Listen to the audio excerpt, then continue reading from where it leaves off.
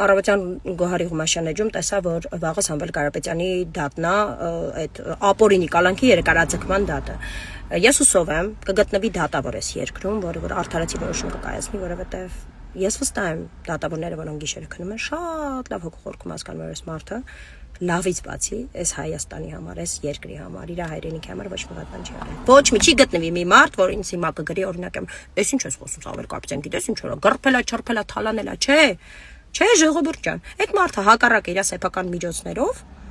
մենակ շնացրել այս հայրենիքը, մենակ լիքը բաներ արել։ Մենակ իմ բոլոր բարեգործությունների ժամանակ ինչքան է իր ընտանիքը մասնակից եղել։ Հա, իդեպ իր բարեգործությունների մասով էլ ես անպայման մի օր դրա մասին առանձին պիտի խոսեմ, որ հիմա սահմանափակվել է այդ ամեն ինչը։ Առանձին մի դրա մասին անպայման վիդեո եմ նկարելու, պատմելու եմ ձեզ, թե ինչ